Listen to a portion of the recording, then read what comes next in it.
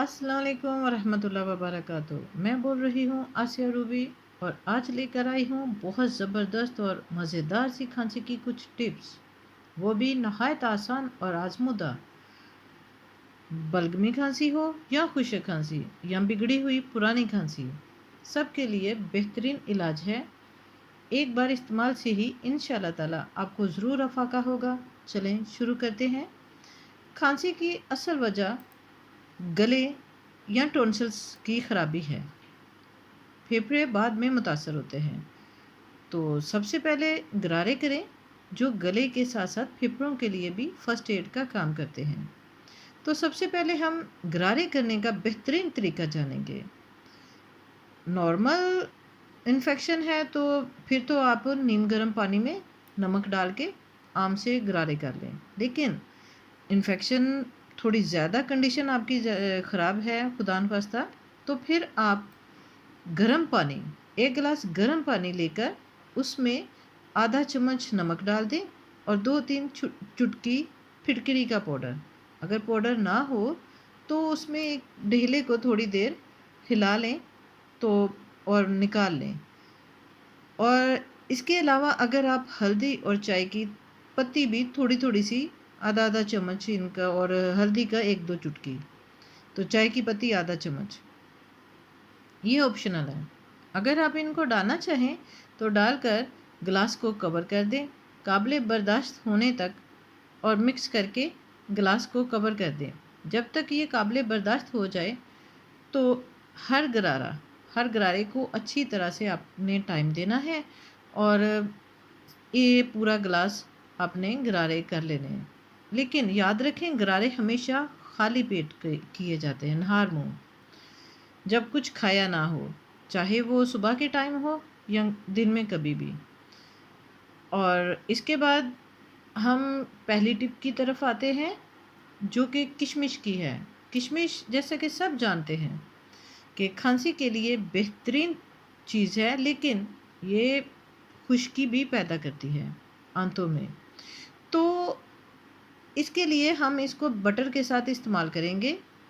मक्खन आप कोई भी ले सकते हैं, घर का भी हो सकता है और बाज़ार का भी।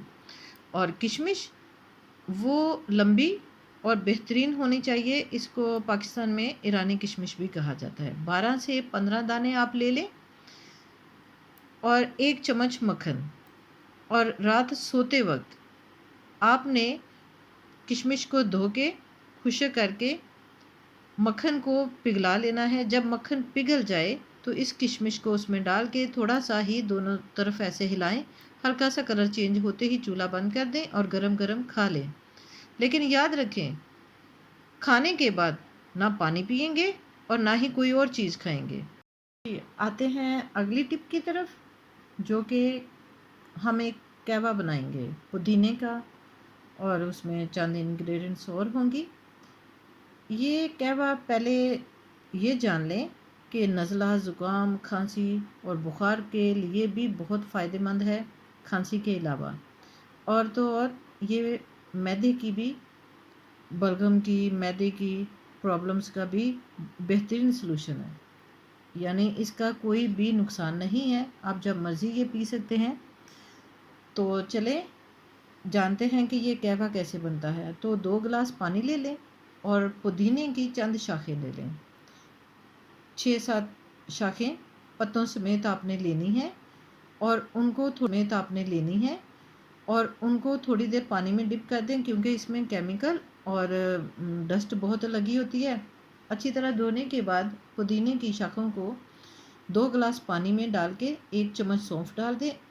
छोटी इलायची, 2-3 छोटी इलायची के दाने पानी में डाल के पकने दें। और अगर आप अदरक भी डाल लें, 1 इंच का टुकड़ा छील के छोटे टुकड़े करके, तो वो भी मज़ीद बेहतरीन होगा।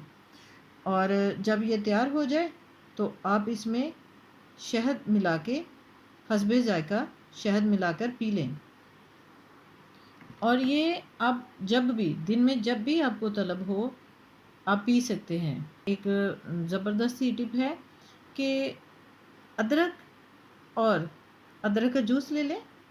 आप जितना भी निकाल सकते हैं, अदरक का थोड़ा सा आप निकाल लें, तो अदरक का जूस लेके उसके अंदर आप उतने ही मिकदार में शहद डाल दें, और अगर आप काली मिर्च थोड़ी सी छिड़क लें तो मज़ीद बेहतर है, लेकिन ये ऑप्शनल है। और इसको आप थोड़ा थोड़ा मुंह में रख के तो चूसते रहें।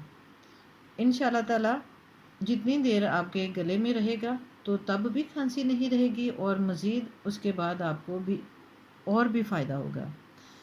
इसके अलावा बलगम को ख़त्म करने के लिए जैतून का तेल रात सोते वक्त पीना भी नहायत फ़ायदेमंद है।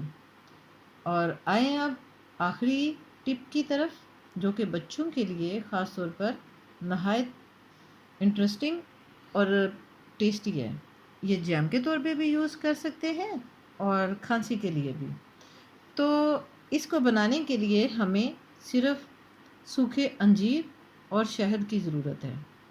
सूखे अंजीर बेहतरीन क्वालिटी के लेकर आप उनको अच्छी तरह से धो लें और भिगो दें।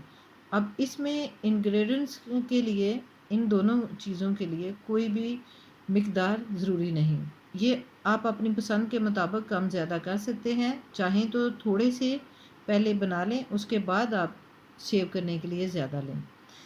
तो मैं थोड़ी सी बताती हूँ। 4-5 आप अंजीर ले लें, उनको अच्छी तरह से धो लें और भिगो दें 4-5 घंटे या रात भर।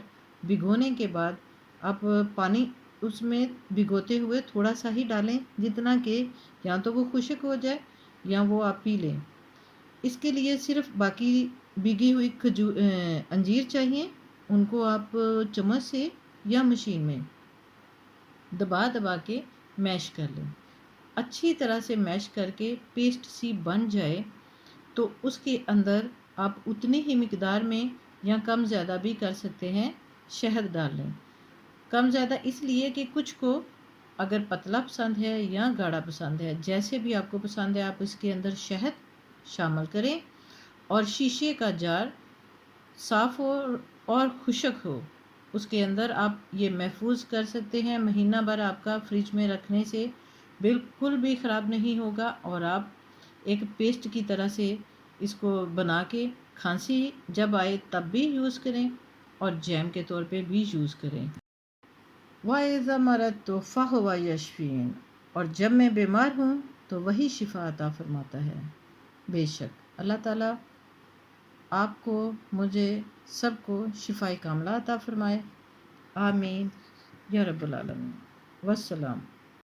अगर आपको ये वीडियो पसंद आई हो तो प्लीज़ इस चैनल को सब्सक्राइब ज़रूर करें और नीचे दिए गए बेल आइकन के निशान को भी ज़रूर प्रेस करें, ताकि आपको मेरी आने वाली वीडियो भी मिलती रहे।